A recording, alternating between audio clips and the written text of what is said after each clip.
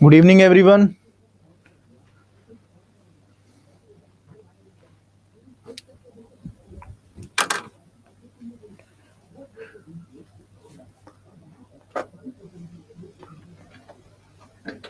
Good evening, everyone. Audible and visible clearly.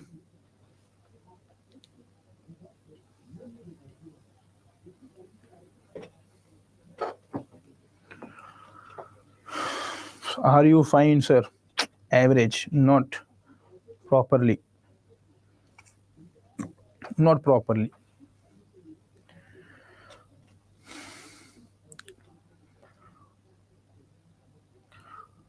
So, first of all, good evening to everyone.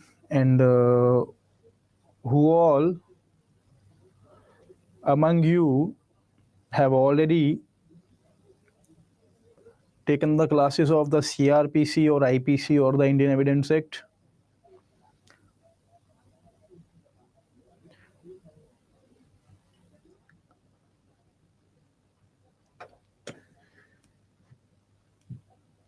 IPC, CRPC and Indian evidence act आप में से कौन कौन है जिन्होंने ऑलरेडी स्टडी आईक्यू में ये सब्जेक्ट्स कवर कर लिए हैं?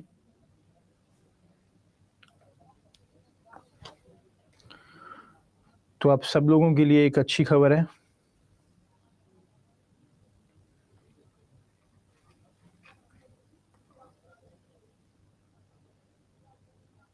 ओके, तो आप सब लोगों के लिए एक अच्छी खबर है। I am talking about the study IQ. All दोस्त जिन्होंने स्टडी आईक्यू में ऑलरेडी पिछले 6 महीनों में ये सब्जेक्ट्स कवर कर लिए and the major subjects, the major laws. तो let me inform you guys, now we have the new laws, the new criminal laws which are coming into force on 1st of July.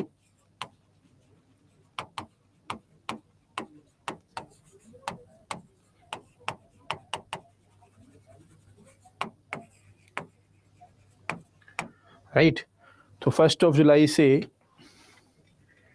New criminal laws आपके enforce हो जाएंगे।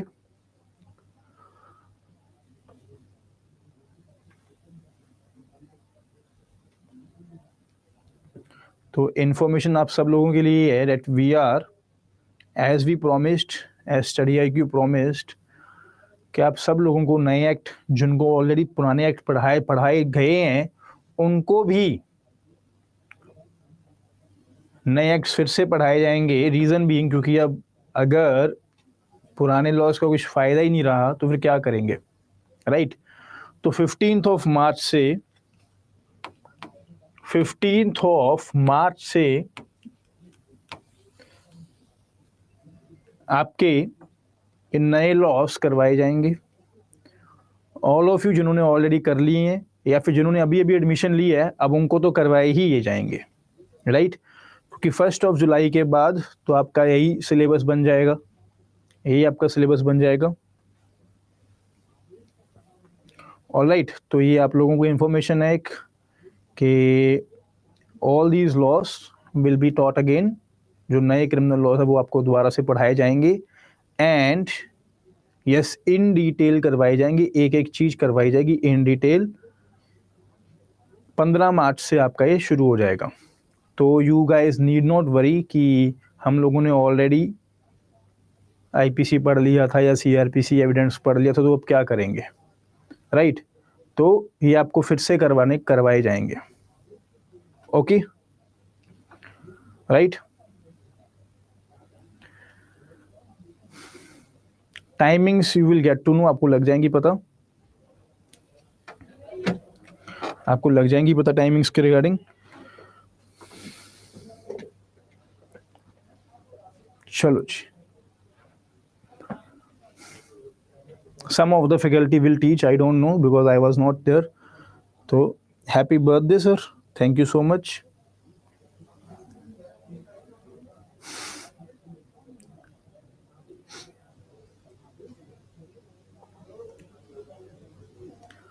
Okay, all right, 9 to 10:30 तो वही time होगा, I am not aware. 9 to 10:30। अरे भाई कोई birthday नहीं है मेरा। सब लोग लग गए. No, it's not my birthday. It's not my birthday, please.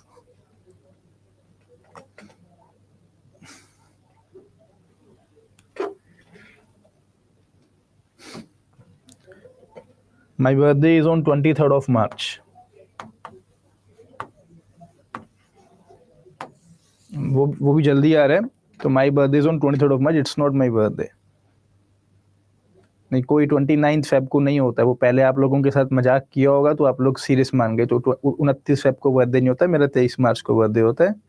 तब उस दिन कर देना विश.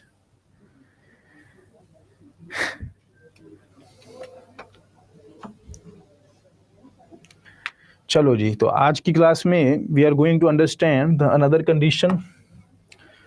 तो we know that the conditions for a valid marriage कि कौन सी कंडीशंस को वायलेट नहीं करना. It is given under which section? It is given under section number 5 of the Hindu marriage act. And yesterday we are done with the condition number 1 जो कि बात करती है बाईगेमी की, and today we are going to complete condition number 2 and condition number 3. ज्यादा नहीं करेंगे, इतना ही करेंगे, ज्यादा बोल नहीं पाऊंगा मैं, राइट? तो we will do these things. Basically जो एक क्लॉज नंबर 3 है ना regarding the age of the bride and the groom, उसके रिगार्डिंग कि क्या आज भी हिंदू मैरिज एक्ट में चाइल्ड मैरिज वैलिड है, वॉइड है या वॉइडेबल है, this is an issue and we have to do an interpretation. उसकी हमने एक इंटरप्रिटेशन को समझना है. First of all let us take section number 5 and read condition number 2. Conditions for a Hindu marriage. And second condition हमें क्या बताती है? that at the time of the marriage, at the time of the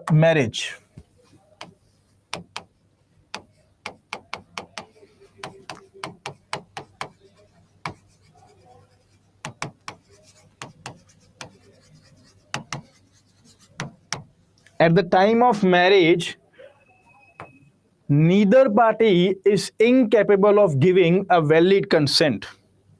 एक valid consent वो दे नहीं सकते थी इन consequence of the unsoundness of the mind.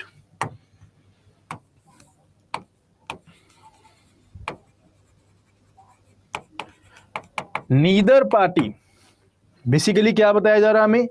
That at the time of the marriage अगर कोई एक पार्टी भी अनसाउंड माइंड का है तो क्या इंडियन कॉन्ट्रैक्ट एक्ट में एक अनसाउंड माइंड का व्यक्ति, क्या वो एक फ्री कंसेंट, एक वैलिड कंसेंट दे सकता है? क्या वो एक फ्री कंसेंट या फिर वैलिड कंसेंट दे सकता है a person of the unsound mind? नहीं ना. एंड हमें इंडियन कॉन्ट्रैक्ट एक्ट में क्या पता है? That a person of the unsound mind अगर वो कोई कॉन्ट्रैक्ट करता है तो वो कॉन्ट्रैक्ट क्या होता है? It is a voidable contract. Right, voidable contract. Indian contract act में हमें यह पता है. And the same thing is given in the Hindu marriage act. Hindu marriage act में भी सेम चीज बताई गई है. पहले तो इसको तीनों को रीड करो.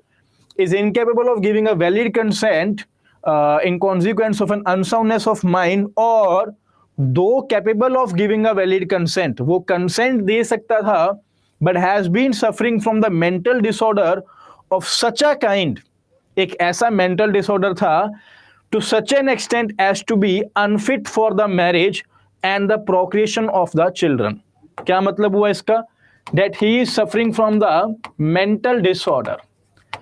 एक मेंटल डिसऑर्डर से वो इंसान सफर कर रहा है और वो मेंटल डिसऑर्डर कुछ इतने एक्सटेंट का है that this person is unfit for marriage. वो मैरिज करने के लिए फिट ही नहीं है. And also for the procreation of the children, या फिर वो इंसान बच्चे करने के लिए फिट नहीं है, कैपेबल नहीं है. थर्ड पॉइंट हमें यहां पे ये बता रहा है, has been subject to a recurrent attacks of the insanity. Now ये तो हमें बता दिया गया सेक्शन नंबर 5 क्लॉज 2 में, सेक्शन नंबर 5 क्लॉज 2 में कि भाई साहब कि कोई भी इंसान at the time of the marriage unsound mind का ना हो, कोई मेंटल डिसऑर्डर से ना सफर कर रहा हो, या फिर वो इंसान इनसेन ना हो। अगर ये इंसान अनसाउंड माइंड का है, या फिर अगर वो मेंटल डिसऑर्डर है उसको कोई, या फिर वो इनसेन है, तो ये मैरिज होगी क्या? ये वॉइड मैरिज होगी या वैलिड मैरिज होगी या वॉइडेबल होगी? ये हमें कहां पे बताया गया? ये हमें कहां पे बताया गया है? Let us take section number 12। Section number 12 खोलिए और आओ। सेक्शन नंबर 12 किसकी बात करता है? सेक्शन नंबर 12 किसकी बात करता है? वॉइडेबल मैरिजेस की, वॉइडेबल मैरिजेस की। और इसी में क्लॉज बी को रीड करो, that any marriage in the contravention of the condition specified in clause 2 of section 5। Section 5 clause 2 की अगर किसी कंडीशन को अगर वॉयलेट किया जा रहा है तो वो सेक्शन 12 में क्या होगी? एक वॉइडेबल मैरिज होगी। तो बेसिकली हमें क्या बताया जा रहा है? That at the time of the marriage, if a person, any spouse, either the husband or the wife, is a person of the unsound mind or is suffering from such a mental disorder or is insane, तो ये marriage क्या होगी? ये एक voidable marriage होगी। voidable marriage under section number 12 of the Hindu marriage act, section number 12 of the Hindu marriage act. और voidable marriage होती क्या है? At the time of the marriage ये एक वैलिड मैरिज है, बट अगर पार्टी चाहे वो बंदा कोर्ट में केस फाइल करके इसको वॉइड डिक्लेयर करवा सकता है। और अगर वॉइड डिक्लेयर करवाएगा तो ये वॉइड कौन सी डेट से होगी? From the date of the decree और from the date of the marriage?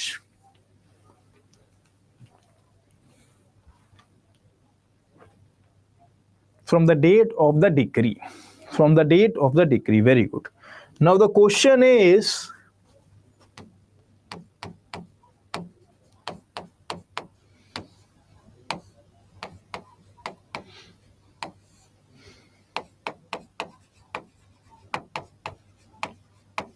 First March 1990 को इनकी शादी हो जाती है।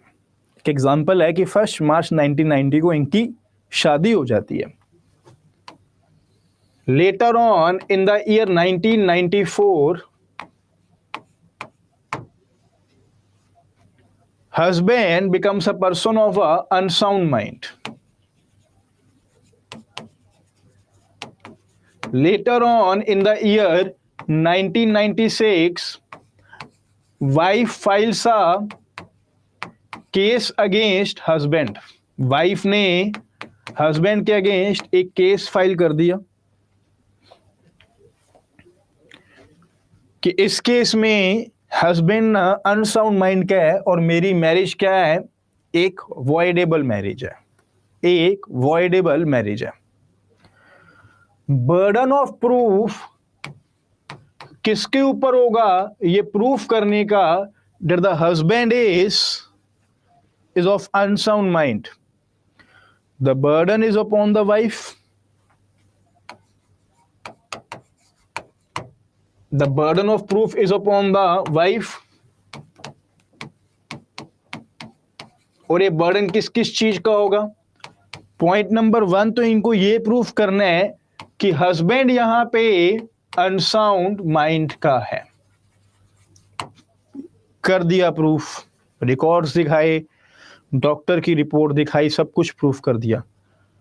उसके बाद इनको एक और चीज प्रूफ करनी होगी। क्या?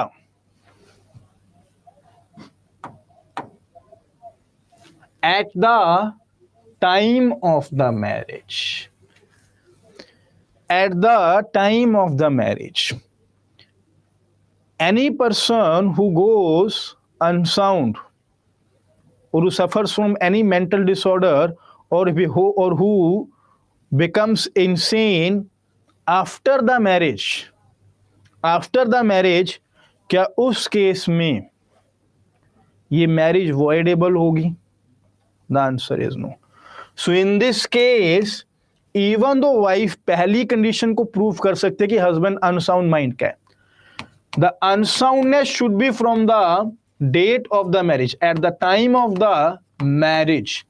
इस चीज को प्रूफ करना पड़ेगा कि जिस दिन शादी हुई थी ना, उसी दिन से ये इंसान अनसाउंड माइंड का था, उसी दिन से मेरे साथ ये धोखा हो रहा है। क्लियर हुई बात? So in this case this application will be dismissed. This application will be dismissed. Clear? Got it? Chalo ji. Now let us go to section number 5 clause 3. 5 clause 3.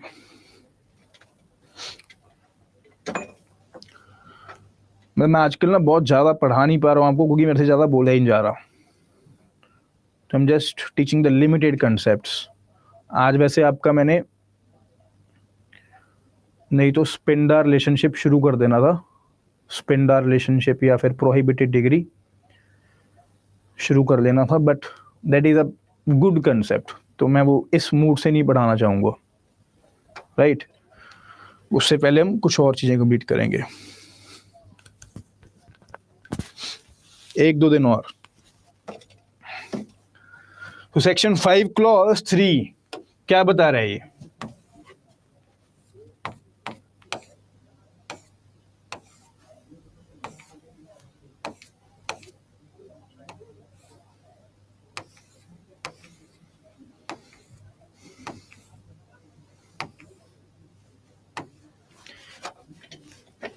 बताओ भाई।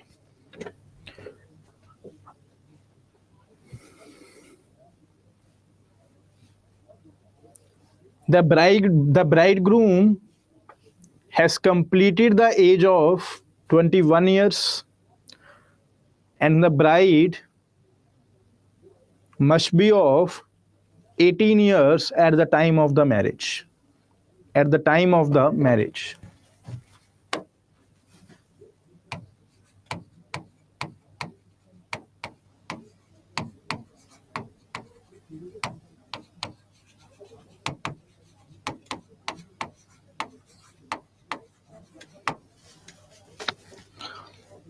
Now tell me,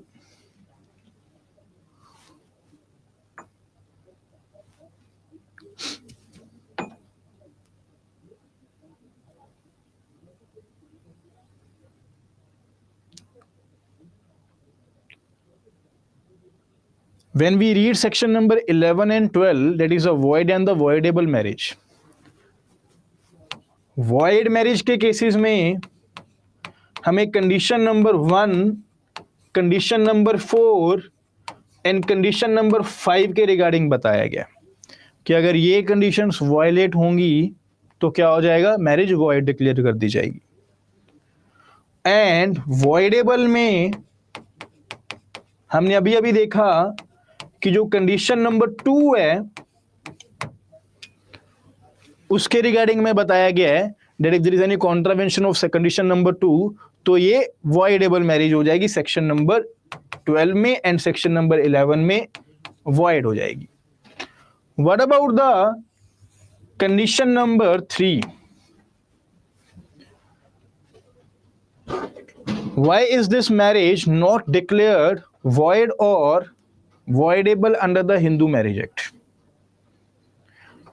क्या legislature की, हमारे parliament की जब ये Hindu marriage act बनाया गया था, खुद सोचो, जब हिंदू मैरिज एक्ट बनाया गया था, क्या हमारे पार्लियामेंट की ये इंटेंशन नहीं थी कि चाइल्ड मैरिज को वॉइड या वॉइडेबल करार किया जाए?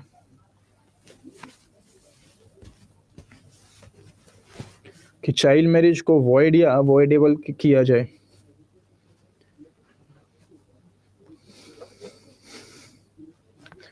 डायरेक्टली तो हमें यही पता लगता है ना, directly when we read section 11 and section 12 हमें बताया गया कि भाई ये वॉइड है, ये वॉइडेबल है, बट चाइल्ड मैरिज के केस में हमें ये नहीं बताया गया। इसका मतलब क्या है कि मे बी लेजिस्लेचर की उस टाइम पे ये इंटेंशन थी कि जो हमारा सदियों पुराना कस्टम चला आ रहा है, कस्टम ही था ना ये चाइल्ड मैरिज, जो कि पहले हो जाती थी, अभी भी बहुत एरियाज में हो जाती है, कि जो हमारा ये पहले का कस्टम है इसको अभी भी चलने देते हैं, एंड धीरे धीरे इसको खत्म किया जाएगा। That with time with the development of the society, society की डेवलपमेंट के साथ इसको हम लोग खत्म करेंगे। इसको बोल सकते हैं, इसको बोल सकते हैं। वी नो कि 1955 से पहले, जिस दिन हमारे ये सारे के सारे लॉज बनाए गए 18 मई 1955, उससे पहले Hindu laws was governed by the customs, customs के साथ ही गवर्न करता था। उसके बाद हमने इन लॉज को कर दिया कोडिफाई, कोडिफाई कर दिया। ऐसा ही हुआ है ना, पता ही है तो हमें कि भाई साहब उसके बाद जो भी कोडिफाई कर दिया वही हमारा कानून है, वही हमारा लॉ है। बट ऑन द एस्पेक्ट्स, मान लेते हैं हमारे यहां पे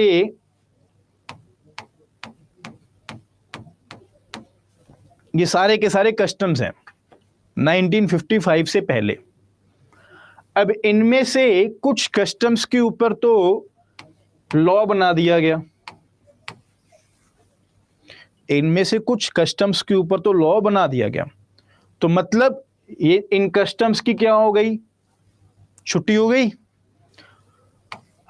अब ये लॉ चलेंगे आगे के आगे, सही बोल रहा हूं। जब हमने कुछ कस्टम्स को साइडलाइन करके उनके ऊपर लॉ बना दिया, इसका मतलब क्या हुआ, that from this day onwards we will follow this particular law। यही बात है ना। सब लोग एक बार यस यस करके बताइए, मुझे समझ आया। यही बात है ना।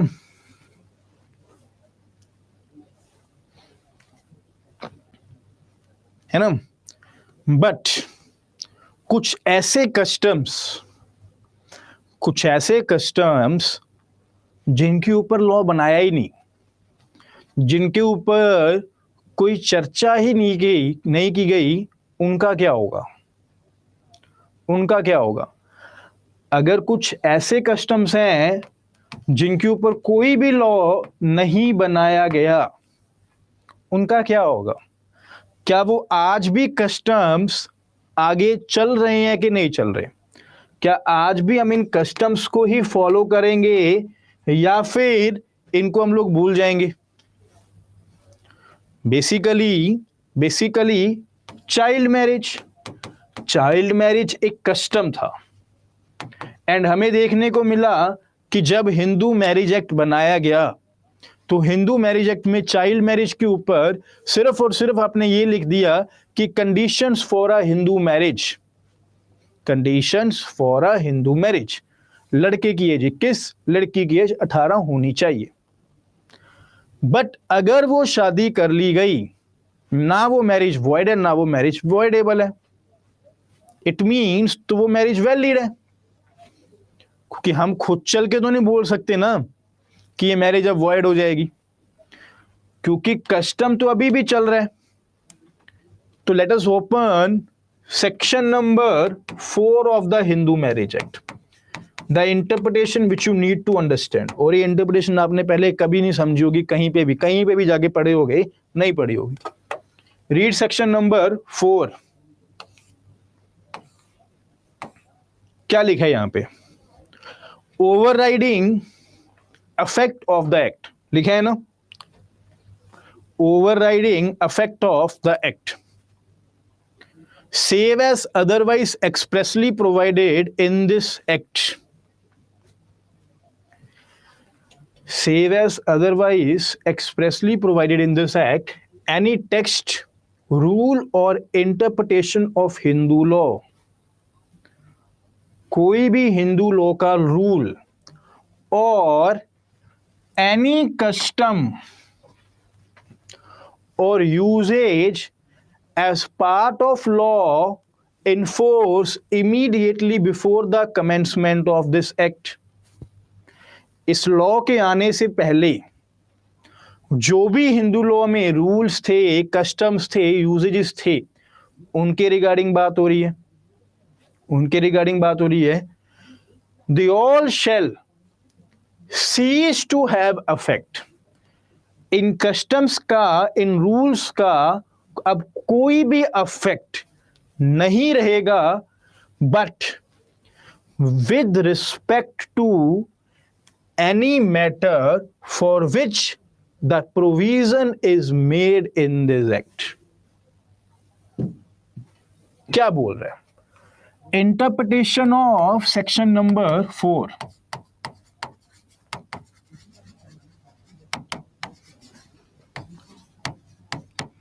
एनी कस्टम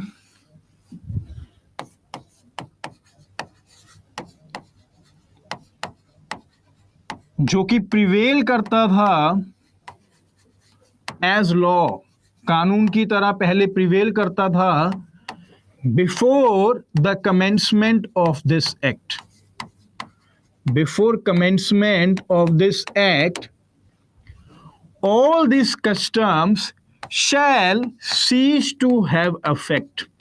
अब इनका कोई भी अफेक्ट नहीं रहेगा हिंदू मैरिज एक्ट के आने के बाद. बट सिर्फ, चलो पहले सिर्फ इसी की इंटरप्रिटेशन को समझो. कोई भी कस्टम जो कि हमारा सोसाइटी, हम लोग एक लॉ की तरह ही उसको फॉलो करते थे कि चाइल्ड मैरिज पॉसिबल है, before the commencement of this act, क्या बोल रहे हैं कि इस लॉ के आने के बाद उसका कोई भी इफेक्ट नहीं रहेगा. इसका मतलब क्या हुआ कि चाइल्ड मैरिज जो थी या फिर कोई भी अगर जो कस्टम था वो सारे के सारे खत्म हो गए. बट चलो पहले बताओ, ये इतनी सी इंटरप्रिटेशन समझ आई कि जितने भी कस्टम से वो खत्म हो गए, सिर्फ और सिर्फ लॉ को फॉलो करना है, ये चीज समझ आई. अब इन्होंने आगे क्या बोल दिया, इसके बाद ये बोल देते हैं they shall have cease to affect with respect to any matter.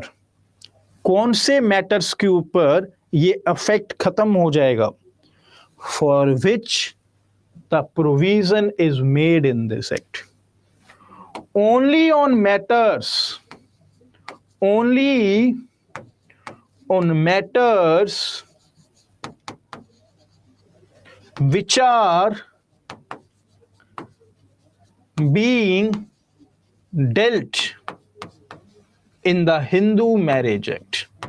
In Hindu Marriage Act. Hindu marriage act में जो भी कस्टम्स के रिगार्डिंग बात की गई है, जो भी कस्टम्स के रिगार्डिंग बात की गई है, कुछ भी बोला गया है, कोई भी हमें लॉ बता दिया गया है, तो वो अब कानून रहेगा और उसका जो पुराना कस्टम था वो खत्म.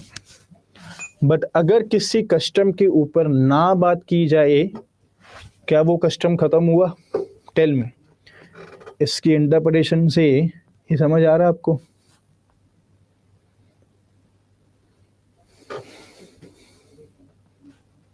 समझ आई ना बात? इंटरप्रिटेशन समझ के थोड़ा मजा आया?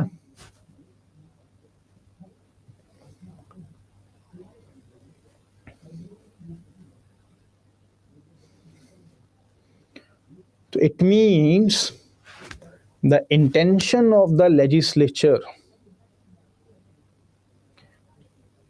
it means the intention of the legislature was not to declare the child marriage as void or voidable marriage. कि पार्लियामेंट की जब ये कानून बनाया गया था, उस दिन भी ये इंटेंशन नहीं थी कि चाइल्ड मैरिज को वॉइड या वॉइडेबल कर दो. सिर्फ उन्हीं के ऊपर कानून बदला जिनके ऊपर हिंदू मैरिज एक्ट ने कुछ ना कुछ लिख दिया। सिर्फ उन्हीं कस्टम्स के ऊपर ये सब कुछ लिखा। दोबारा समझो, this is a book of the customs. मान लो ये हमारे कस्टम्स हैं before commencement, before commencement, and total हमारे पास 10 कस्टम्स हैं।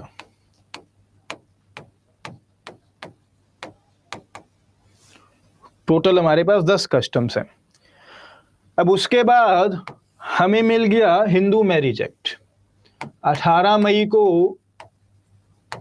1955 में हमें ये पूरा का पूरा लॉ मिल गया।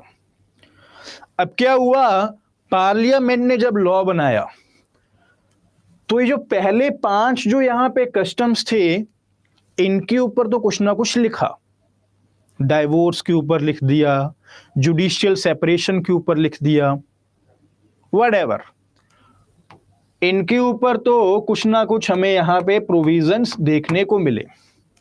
तो सेक्शन 4 की इंटरप्रिटेशन क्या बोलती है, that all these customs which are being dealt in the Hindu Marriage Act, they shall have ceased to affect. They shall have ceased to affect. अब इनका कोई भी अफेक्ट हमारी सोसाइटी के ऊपर हमें देखने को नहीं मिलेगा, कोई भी इनका रोल नहीं है। बट ऑल दीज कस्टम्स जो कि पहले भी थे और जिनके ऊपर अभी भी हमें कोई लॉ देखने को नहीं मिला, इनका क्या होगा, इनका क्या होगा, they are still running.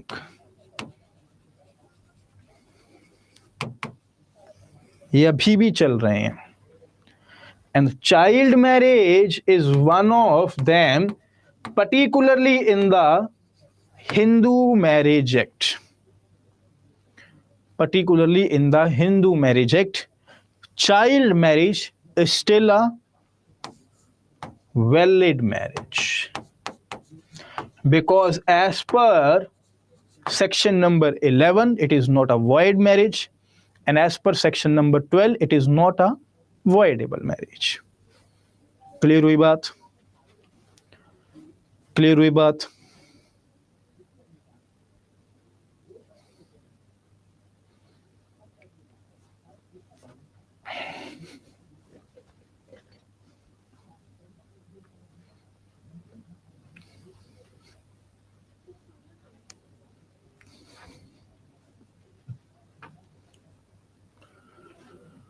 Clear? Now read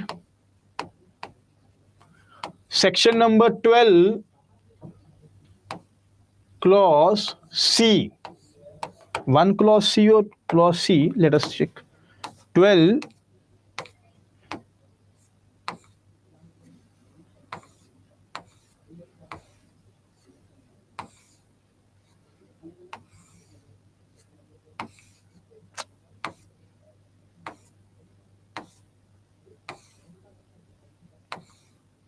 yeah, 12 clause 1 clause C. Section 12 clause 1 clause C. अब इसकी भी इंटरप्रिटेशन को समझते हैं। अरे भाई रुक जाओ, कि चाइल्ड मैरिज पनिशेबल होते हैं मुझे पता है। हम कब की बात कर रहे हैं, 1955 में, जब लेजिस्लेचर की इंटेंशन क्या थी कि अभी भी चाइल्ड मैरिज को हमने वैलिड ही रखा है। प्रैक्टिकली आज के दिन चाइल्ड मैरिज वॉइडेबल है, बट धीरे धीरे आगे बढ़ेंगे ना। डायरेक्टली आपको मैं सबसे आगे तो नहीं खड़ा कर सकता, एक एक चीज समझा के आगे जाऊंगा ना। थोड़ा रुक जाओ, रुको, जो पढ़ाया वो समझ आई इंटरप्रिटेशन, ये बताओ मुझे पहले। चलो 12 clause 1 clause C.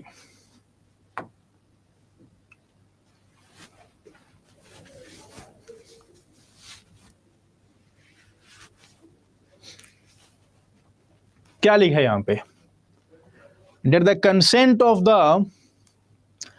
petitioner or where the consent of the guardian in marriage of the petitioner was required. सिर्फ और सिर्फ इसी बात को समझो, where the consent of the guardian in the marriage of the petitioner was required as under section 5 as it stood immediately before the commencement of this Child Marriage Restraint Act. My question is, why do we need consent of the guardian? क्या शादी के time पे guardian का consent चाहिए होता है या parties का खुद का कंसेंट चाहिए होता है? अब और थोड़ी इंटरप्रिटेशन में जाओगे आप लोग, किसका कंसेंट चाहिए होता है? पार्टीज का खुद का कंसेंट चाहिए ना भाई, लड़का लड़की राजी तो बात खत्म। तो गार्जियन का कंसेंट हमें क्यों चाहिए? तो मतलब क्या है इसका? यहां से भी एक छोटी सी इंटरप्रिटेशन निकल रही है ना कि कहीं ना कहीं आप क्या बोल रहे हो कि गार्जियन की कंसेंट अगर है तो वो मैरिज वैलिड है। कैसे बताता हूं, आओ।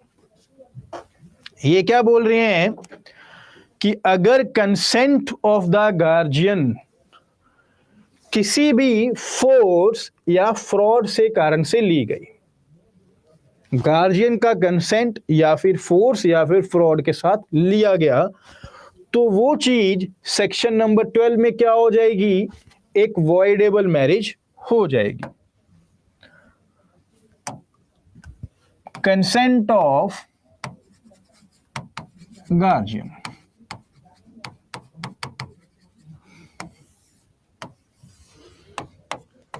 Taken forcefully or fraudulently। तो इस केस में हमें section number 12 clause 1 clause C क्या बोल रहा है कि any marriage between the miners,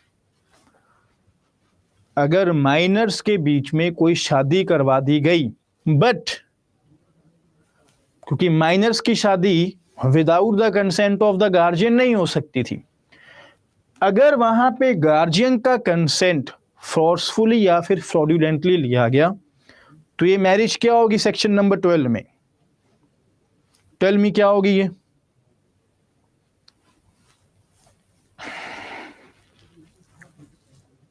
voidable होगी ना। It is a voidable.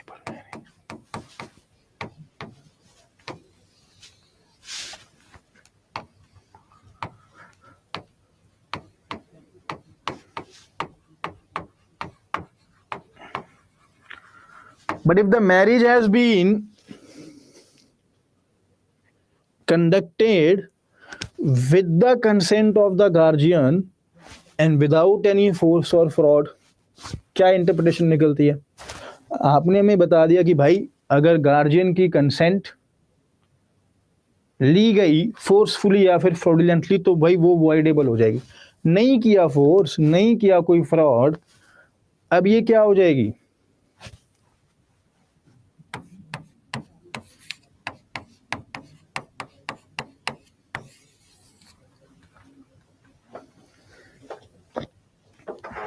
Valid marriage हो गई ना। What was the intention of the legislature? गला दुख रहा है यार, और कुछ नहीं हुआ। What was the intention of the legislature? The intention of the legislature at the time of making the Hindu marriage law, Hindu marriage act, was to declare child marriage to be a valid marriage in among Hindus उस time पे। But when we read the purpose of the Hindu Marriage Act, intention और purpose में भी एक थोड़ा सा difference होता है। अब आओ, पर्पस क्या है हमारा? To stop child marriage, to restrain child marriage, यही पर्पस है ना कि चाइल्ड मैरिज नहीं होनी चाहिए। This is our ultimate purpose. Ultimate purpose में पर्पस को अचीव करने के लिए टाइम भी लगता है। Law does not becomes a settle law the moment you will write it down, the moment you will codify it. आप उसी टाइम पे इसको कोडिफाई कर देते, दैट डज नॉट मीन कि भाई साहब आज के बाद ये नहीं होगा। टाइम लगता है ना। अब जो नए क्रिमिनल लॉज भी हमारे 1 जुलाई से आए हैं, क्या उसी दिन से सारी की सारी नॉलेज सबको मिल जाएगी कि जो इसमें लिखा है वही है? It will take at least 10 years to settle down the law. 10 साल लग जाएंगे लॉस को सेटल होते होते। सुप्रीम कोर्ट कुछ बोलेगा, कमेंट्री आएगी कुछ, फिर मेरे जैसा भी बोल देगा कुछ अपने आप को फिलोसफर समझ के, एमिनेंट समझ के, है ना। So it will take time, but to achieve this purpose, the society needs to be developed. धीरे धीरे हमारी ग्रोथ होती है, धीरे धीरे ग्रोथ होती है ना। अल्टीमेटली लेजिस्लेचर ने क्या पास कर दिया? धीरे धीरे, अच्छा पहली बात हुई, अभी इसमें भी आने से पहले लेजिस्लेचर ने हिंदू मैरिज एक्ट में चाइल्ड मैरिज एक्ट को क्या बोला? हिंदू मैरिज एक्ट में ही सिर्फ कि चाइल्ड मैरिज को हम ना भाई साहब अभी वैलिड मानेंगे कि ये एक वैलिड मैरिज है, क्योंकि बहुत सारी जगह पे फॉलो होती है। कल को तो अगर हमने इसको बोल दिया कि ये वैलिड मैरिज नहीं है, ये वॉइड या वॉइडेबल मैरिज है, तो सब लोग जिनकी शादियां हुई हैं या हो रही हैं आगे, वो आ जाएंगे कोर्ट में। That will also be wrong, क्योंकि कस्टम चला आ रहा है। तो धीरे धीरे उस कस्टम को सेटल डाउन करने के लिए हमें धीरे धीरे कानून लेके आना है। उस शादी को तो वैलिड बोला गया, साथ में धीरे धीरे सोसाइटी की ग्रोथ को, सोसाइटी की अवेयरनेस में इस चीज को लेके आने के लिए इसको क्या बोल दिया गया? पनिशेबल है बाबा।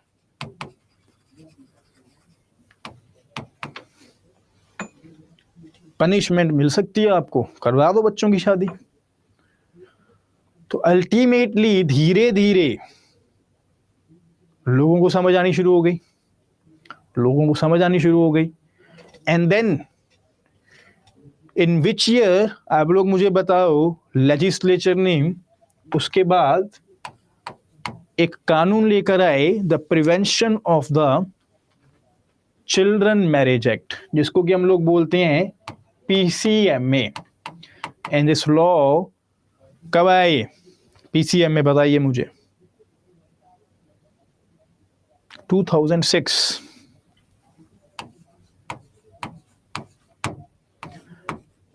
PCMA 2006 में, prevention of the children marriage act 2006 में, सेक्शन नंबर 3 क्लॉज 1 में चिल्ड्रन की चाइल्ड मैरिज को वॉइडेबल बोल दिया गया।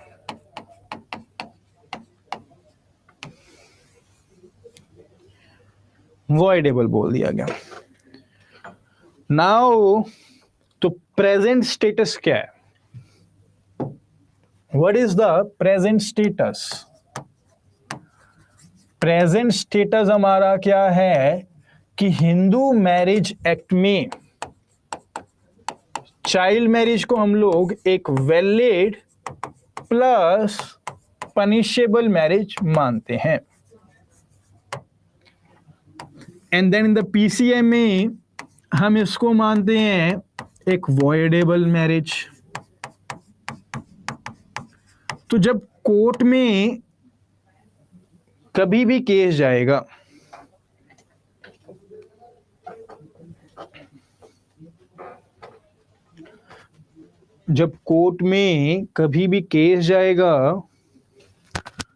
तो court as per Hindu marriage Act उस केस को डिसाइड करेगा या फिर पीसीएमए के according?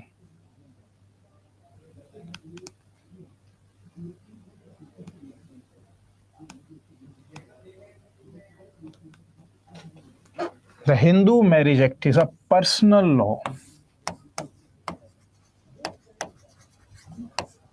and this is a special law as well as a secular law.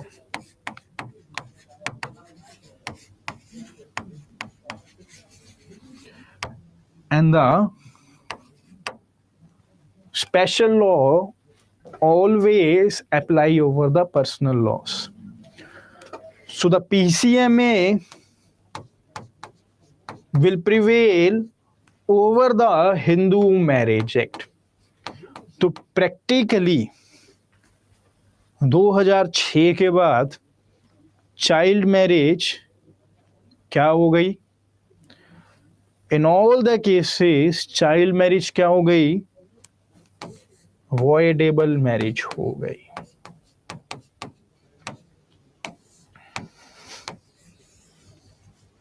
Voidable marriage हो गई.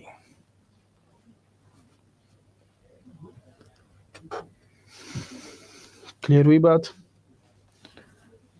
क्लियर हुई बात?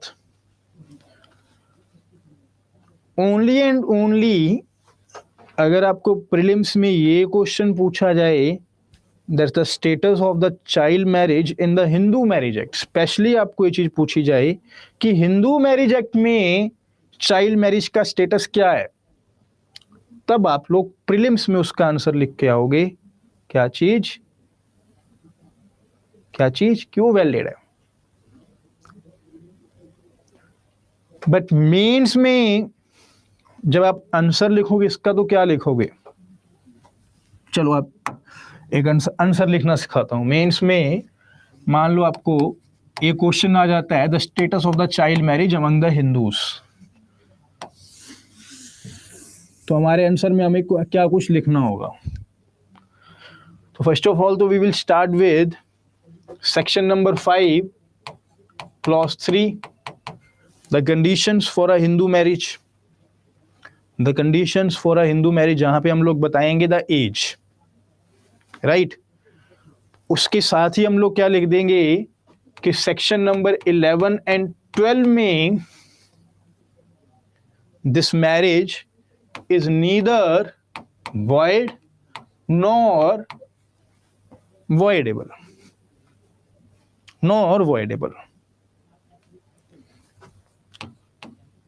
इसके कॉन्सिक्वेंसेस क्या हुए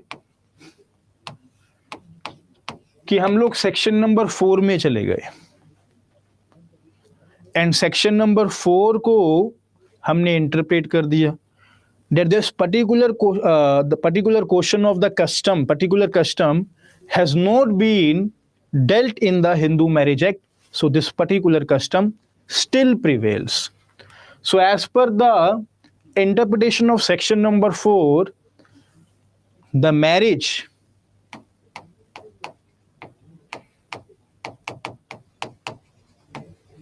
the child marriage among Hindus is valid in the Hindu Marriage Act.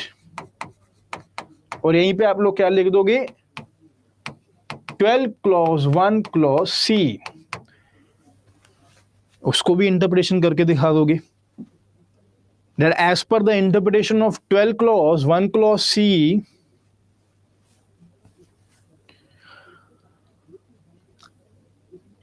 if the consent of the guardian has not been taken through fraud or forcefully, if the consent of the guardian का consent force या fraud के through ना लिया जाए, तो section 12 clause 1 clause में बताता है कि भाई साहब चाइल्ड मैरिज वैलिड है, गार्जियन कंसेंट दे सकता है, तो उसके अकॉर्डिंग ये मैरिज वैलिड है. Then what we will write, the purpose of codifying the laws, the purpose of the Hindu Marriage Act and this interpretation they are not in consonance, ये आपस में सही नहीं है। इसी कारण धीरे धीरे धीरे धीरे पर्पस वर्सेस प्रेजेंट लॉ, हमारे पास कानून आया section number 3 clause 1 of the PCMA में, जिसके थ्रू इस मैरिज को वॉइडेबल कर दिया गया। And the PCMA applies over the Hindu Marriage Act. So today in the present scenario, this marriage is a voidable marriage. ये एक voidable marriage है।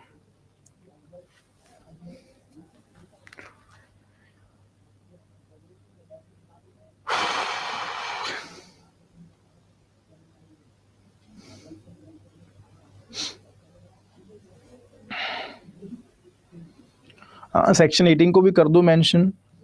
जब यहाँ पे बताओगे ना कि वैलिड है बट पनिशेबल भी है, तो सेक्शन नंबर 18 को मेंशन कर सकते हो कि it is punishable under section 18 of the Hindu marriage act, ये भी कर दो मेंशन।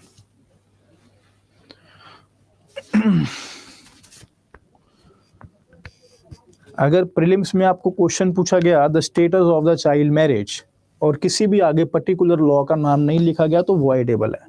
अगर स्पेशली मेंशन है कि हिंदू मैरिज एक्ट में चाइल्ड मैरिज क्या है तो वो वैलिड है। सर अगर इन केस मैरिज वॉइड ना करवानी हो तब, तो भैया बढ़िया है, फिर चलते रहो आगे, मुझे क्या बता रहे हो। नहीं करवानी बोर्ड ना करवाओ, बच्चों की शादी होगी, बच्चों को प्यार होगा धीरे धीरे, अब खुश हैं वो दोनों आपस में।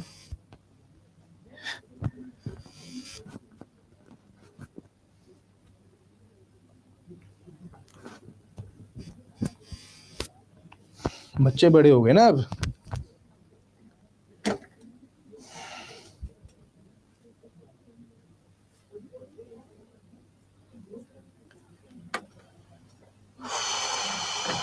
So we are done with the class. ठीक है यार। I hope I would be able to speak properly by tomorrow.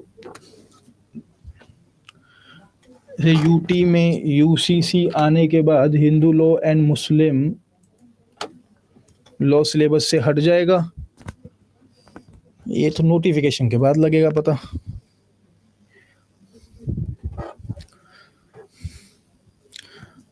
समझ आया, मजा आया कंसेप्ट पढ़ के। अच्छा ये भी पॉइंट लिख दो यार, किसने बताया मुझे, Prakhar Singh, that we need an amendment in Hindu marriage act में अमेंडमेंट करके इसको अब वहां पे भी वॉइडेबल कर दिया जाए, एम फालतू में कंफ्यूजन अब ना की जाए।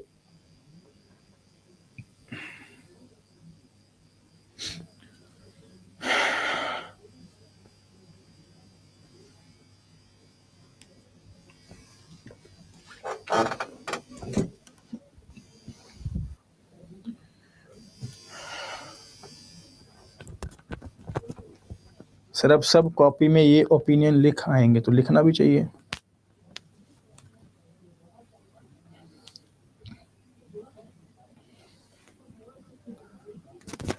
कल क्या पढ़ाएंगे सर? Tomorrow we will deal with the sapindas and the prohibited degree relationship. तो जो रिमेनिंग 2 कंडीशंस हैं उनको रीड करके आना, ठीक है जी। Alright then, take care,